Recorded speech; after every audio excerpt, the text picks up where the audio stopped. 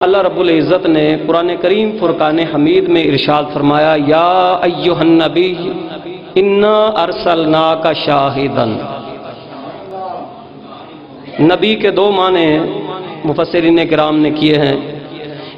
پہلے لحاظ سے اگر معنی کیا جائے تو یہ معنی بنتا ہے اے بلند شان والے، ہم نے آپ کو حاضر ناظر بنا کر بھیجا۔ اور نبی کے دوسرے معنی کے حوالے سے اگر ترجمہ کیا جائے تو مفہوم یہ بنتا ہے کہ اے غیب کی خبریں دینے والے۔ قرآن کی ترجمانی کرنے کی کوشش کر رہا ہوں۔ مفسرین کرام کے بیان کردہ دوسرے معنی کے حوالے سے نبی کا جو دوسرا معنی بنتا ہے اے غیب کی خبریں دینے والے، ہم نے آپ کو حاضر و ناظر بنا کر بھیجا۔ شاہد کا معنی مفردات کے اندر امام راغب علیہ رحمہ جو امام اللغات بھی ہیں، لغویین اہل لغت کے پیشوا اور امام ہیں اور مفسر قرآن بھی ہے۔ آپ فرماتے ہیں شاہدہ یا شہد سے ماخوذ ہو شاہد، یا شاہدہ یا شہودو سے ماخوذ ہو لفظ شاہد، تو لفظ شاہد کا مطلب بنتا ہے وہ جو گواہ ہو، وہ جو گواہ ہو۔ اور گواہ بنتا ہی تب ہے جب موقع کے اوپر حاضر ہو۔ آج ہماری گئی گزری عدالتیں بھی جو انتہائی گھٹیا اور بوگس نظام عدالت کا چلا رہی ہیں، وہ بھی موقع پر جو موجود نہیں ہوتا اس کی گواہی قبول نہیں کرتی ہے۔ حضور علیہ السلام کس کس کے گواہ ہیں اور کس عظیم شان کے گواہ ہیں یہ بھی قرآن ہی سے پوچھ لیتے ہیں۔ رب تعالیٰ نے فرمایا فَكَيْفَ إِذَا جِئْنَا مِن كُلِّ أُمَّةٍ بِشَهِيدٍ وَجِئْنَا بِكَ عَلَى هَؤُلَاءِ شَهِيدًا۔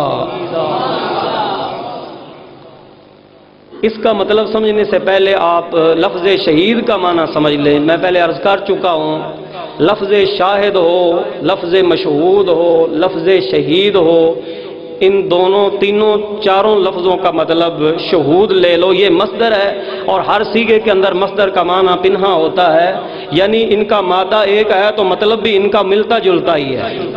فرق یہ ہے کہ شاہد فاعل کا صیغہ ہے، شہید جو ہے صفت مشبہ کا صیغہ ہے۔ اس میں دوام اور استمرار والی صورت وہ نہیں ہوتی جو صفت مشبہ کے اندر پائی جاتی ہے، لیکن بہرحال لفظ شہید کے استعمال کی بھی اہل لغت نے دو صورتیں بیان کی ہیں، یا تو مبنی للفاعل ہوگا کہ یعنی بولا شہید جائے گا، مراد شاہد ہوگا۔ تو قرآن کی پہلی آیت جو میں نے پڑھی تھی اس میں آیا تھا لفظ شاہد یا ایھا النبی انا ارسلناک شاہدا۔ دوسری جو قرآن کی آیت میں نے تلاوت کرنے کی کوشش کی ہے، اللہ رب العزت نے ارشاد فرمایا فَكَيْفَ إِذَا جِئْنَا مِن كُلِّ أُمَّةٍ بِشَهِيدٍ وَجِئْنَا بِكَ عَلَى هَؤُلَاءِ شَهِيدًا۔ تو دو جگہ پر اس آیا کے کلمات طیبات میں لفظ شہید آیا ہے، تو اگر اہل لغت کے حساب سے لفظ شہید بمعنی شاہد مانا جائے تو اس کا معنی بھی وہی بنے گا جو لفظ شاہد کا آیا ہے، لیکن فرق یہ ہے کہ اس آیا مقدسہ میں پہلی جگہ پر سارے نبیوں کے لیے لفظ شہید ہے، اور پھر دوسری بار جو لفظ شہید آیا ہے وہ اس ہستی کے لیے ہے جو امام الشہداء، سید الشہداء، امام المتقین، امام الانبیاء کی ذات والا صفات۔ تو شہید بمعنی شاہد، تو شاہد وہ بھی اور یہ بھی، اور شاہد نبی پاک صلی اللہ علیہ وآلہ وسلم کن کے لیے؟ مفسرین کرام کی ایک لمبی بھی لسٹ ہے میرے پاس جس کے اندر کثیر اسماء گرامیہ مفسرین کرام کے 2 درجن سے زائد بنتے ہیں۔ انہوں نے لفظ شاہد کا مطلب یہی بیان کیا ہے جو میں بیان کر چکا ہوں کہ اے بلند شان والے، ہم نے تمہیں گواہ حاضر و ناظر بنا کر بھیجا۔ اے غیب کی خبریں دینے والے، ہم نے آپ کو گواہ یعنی حاضر و ناظر بنا کر بھیجا ہے۔ دوسرے مقام پر جو لفظ شہید ہے اس کا مطلب بیان کرتے ہیں۔ اللہ رب العزت نے ارشاد فرمایا فَكَيْفَ إِذَا جِئْنَا مِن كُلِّ أُمَّةٍ بِشَهِيدٍ۔ وہ کتنا عظیم اور خوبصورت اور کیسا عظیم وقت ہوگا جب ہم ہر امت سے ایک گواہ لائیں گے۔ وَجِئْنَا بِكَ عَلَى هَؤُلَاءِ شَهِيدًا، اور اے حبیب ہم باقی سب پر آپ کو گواہ لے کر آئیں گے۔ من کل امت بشہید وجئنا بک علی ہؤلاء شہیدا۔ کیسا وہ وقت ہوگا، کیسی وہ گھڑی ہوگی جب ہم ہر امت سے ایک گواہ لائیں گے، وجئنا بک علی ہؤلاء شہیدا، اور آپ کو ان سب پر گواہ لائیں گے۔ وہ سب کون ہیں؟ پہلے نبیوں کا ذکر ہو رہا ہے، انبیاء مرسلین جو پہلے گزر چکے ہیں، ماضیہ کے اندر، قرون سابقہ کے اندر جو گزرے ہیں، انبیاء مرسلین کے ادوار گزرے ہیں۔ اصل میں معاملہ یہ ہے کہ قیامت کے روز اللہ رب العزت لوگوں کو جو کافر ہیں انہیں فرمائے گا کیا تمہاری طرف کوئی تبلیغ کرنے والا نہیں آیا تھا؟ وہ انکار کریں گے۔ جب انکاری ہوگا ان امتوں کے انبیاء کو بلایا جائے گا اور ان سے سوال کیا جائے گا، اور انبیاء یہ عرض کریں گے مولا ہم نے تیرے حکم کے مطابق انہیں تبلیغ کی تھی، توحید کا پیغام پہنچایا تھا، لیکن انہوں نے ہماری بات مانی نہ تھی۔ اللہ رب العزت فرمائے گا تمہارے حق میں کوئی گواہی دینے والا ہے؟ تمہارے حق میں کوئی گواہی دینے والا ہے؟ حالانکہ رب خود جانتا ہے، سارا اس کے علم میں ہے، علیم بذات الصدور ہے، عالم ما کان و ما یکون ہے، ذاتی لحاظ سے ہر غیب کا جاننے والا ہے، ہر شے کا جاننے والا ہے، ہر کسی کے سینے کے راز کو جاننے والا ہے، ہر حالت کو جاننے والا ہے، ہر خبر کا علم رکھنے والا ہے، اور تحت سرا سے لے کر عرش الہی سے پار تک جتنی بھی مخلوقات ہیں سب کے ہر ایک حال اور اس کے احوال کا اسے علم ہے، لیکن پھر بھی فرماتا ہے اپنے گواہ لاؤ۔ تو انبیاء مرسلین جس ہستی کا نام لیں گے کہ یا اللہ ہمارے حق میں گواہ تیرا نبی، تیرا حبیب محمد الرسول اللہ، جن کا نام آسمانوں میں احمد، زمین پر محمد ہے، ہمارے گواہ تو وہ ہیں نا۔ اب جو پہلی آیا میں نے تلاوت کی تھی اس میں اللہ رب العزت نے فرمایا تھا یا ایھا النبی انا ارسلناک شاہدا، اے بلند شان والے، دوسرے معنی کے لحاظ سے اے غیب کی خبریں دینے والے، ہم نے آپ کو شاہد یعنی حاضر و ناظر بنا کر بھیجا ہے۔ اب مفسرین کرام فرماتے ہیں الی من ارسلت الیہم، آپ گواہ ہیں، حاضر ناظر ہیں ہر اس کے جن کی طرف آپ کو رسول بنا کر بھیجا گیا ہے۔ جس بستی کے لیے آپ رسول ہیں آپ اس کے حاضر و ناظر ہیں، جس قوم کے آپ رسول ہیں آپ اس کے حاضر ناظر ہیں، جس مخلوق کے آپ رسول ہیں آپ اس کے حاضر و ناظر ہیں۔ الی من ارسلت الیہم۔ آؤ پھر امام الانبیاء سے پوچھتے ہیں آقا آپ کس کے رسول ہیں؟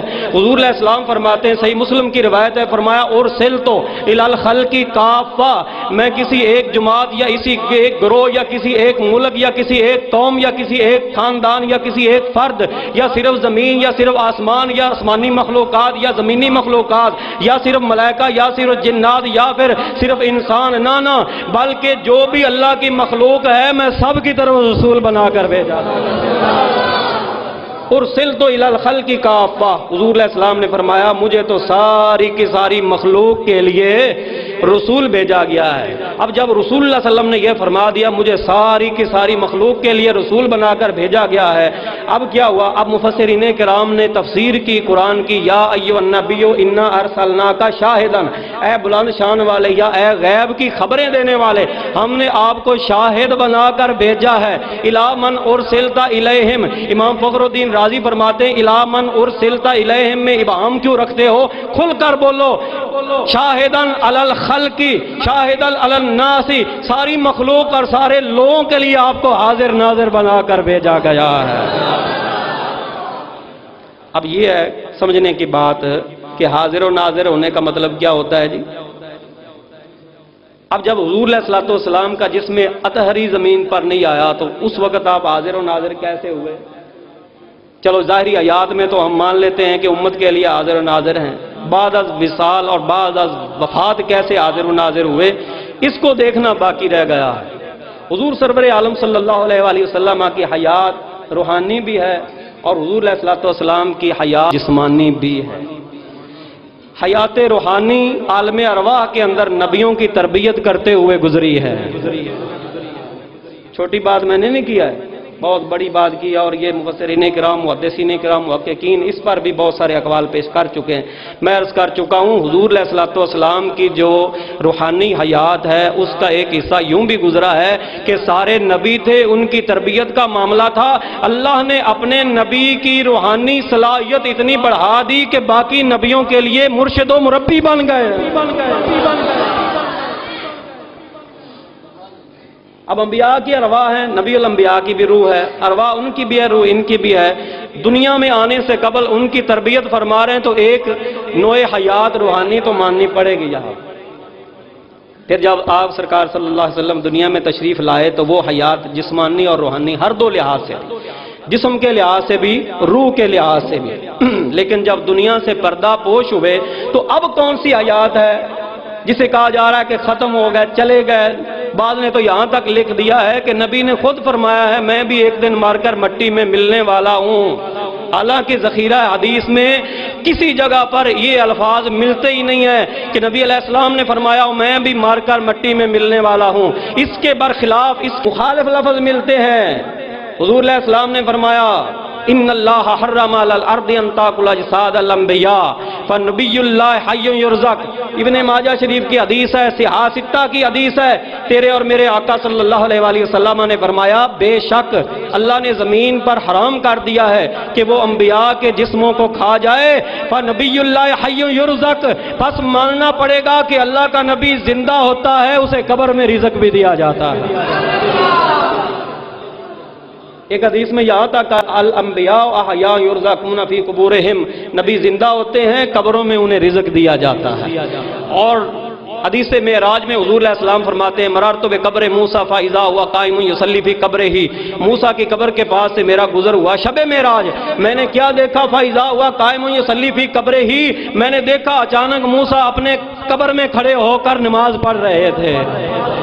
حیات بھی ثابت ہو رہا ہے، جسمانی حیات ثابت ہو رہی ہے، کیونکہ قیام، قعود، رکوع، سجود یہ جسم کا خاصہ ہوتا ہے۔ جسم نہیں ہے تو قیام نہیں ہے، جسم نہیں ہے تو پھر قعود نہیں ہے، جسم نہیں ہے تو جلسہ نہیں ہے، جسم نہیں ہے تو قومہ نہیں ہے۔ حضور علیہ السلام نے فرمایا مررت بقبر موسیٰ فاذا هو قائم یصلی فی قبرہ، میں نے موسیٰ علیہ السلام کی قبر کے پاس سے جب گزر کیا شب معراج، میں نے دیکھا کھڑے ہو کر نماز پڑھ رہے تھے۔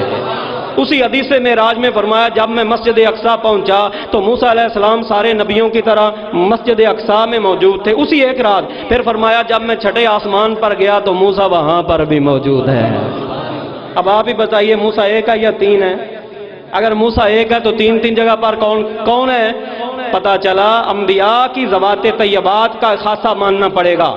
عام لوگوں کی طرح انہیں نہیں ماننا چاہیے۔ عام لوگوں کی طرح نہ ان کی حیات ہے نہ ممات ہے، نہ عام لوگوں کی طرح ان کی روحانیت ہے، نہ عام لوگوں کی طرح ان کی جسمانیت ہے۔ نبیوں کے خواص ہیں، نبیوں کی بلند شانیں ہیں، نبیوں کے مراتب ہیں، نبیوں کے کمالات ہیں، نبیوں کی تگڑی روحانیت ہے، نبیوں کی جسمانیت عام لوگوں کی روحانیت سے اعلیٰ ہے۔ یہ ماننا پڑے گا۔ یہی وجہ ہے کہ رات بھی ایک ہے، موسیٰ بھی ایک ہے، قبر میں بھی ہے، مسجد اقصیٰ میں بھی ہے، چھٹے آسمان پر بھی ہے۔ اب دعوت فکر ان کو دیتا ہوں جو حدیث تو پڑھتے ہیں لیکن ترجمانی غلط کرتے ہیں۔ یہ حدیث نہیں ہے کیا جو میں نے پڑھی؟ یہ حدیث نہیں ہے۔ وہ جو ابن ماجہ شریف سے پہلے میں نے پڑھی تھی وہ حدیث نہیں ہے کیا؟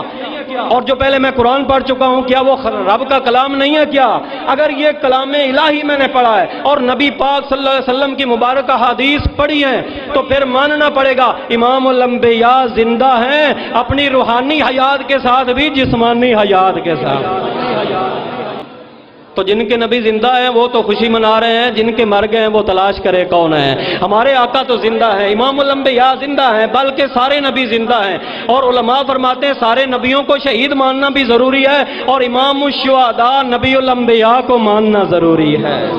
اور شہید وہ ہوتا ہے رب فرماتا ہے اسے تم مردہ کہنا تو بڑی دور کی بات ہے، مردہ گمان بھی نہیں کر سکتے۔ اس لیے ہم عام شہیدوں کو مردہ نہیں کہہ سکتے، نہ مردہ سوچ سکتے ہیں۔ تو ہم صدیقین کو کیسے مردہ مان لیں، ہم انبیاء کو کیسے مردہ مان لیں، ہم امام المرسلین کو کیسے مردہ مان لیں؟ ہم تو شہیدوں کو زندہ مارتے ہیں جو جن کے قدموں پر شہید جان نثار کر رہے ہیں، رب انہیں مردہ نہیں کہنے دیتا۔ تو جن کے قدموں پر شہیدوں نے جان نثار کی ہے اس نبی الانبیاء کو ہم مردہ کیسے ماریں؟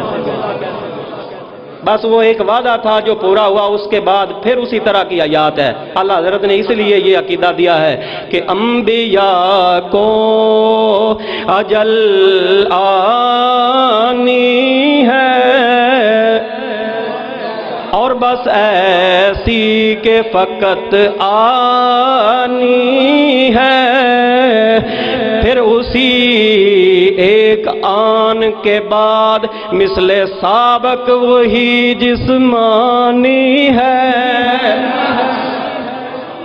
یعنی انبیاء کو بھی اجل آنی ہے، لیکن فقط ایسی کہ فقط آنی، ایک آن کے لیے آئی، پھر اسی ایک آن کے بعد مثل سابق وہی جسمانی ہے۔ اس پر مہر ہے، حدیث کی ابن ماجہ شریف کی پڑھ چکا ہوں، نبی اللہ حی یرزق، اللہ کا نبی زندہ ہوتا ہے، اسے قبر میں رزق دیا جاتا ہے۔ تو جو نبی فرما رہے ہیں وہ ماننا، جو عام لوگ کہہ رہے ہیں اسے کیوں مانتا ہے؟ تو ہمارے تو بھائی نبی زندہ ہے، اس لیے ہم ان کی تشریف آوری کی خوشی ہر سال کرتے ہیں۔ اللہ رب العزت ہمیں یہ مسئلہ سمجھنے کی توفیق عطا فرمائے۔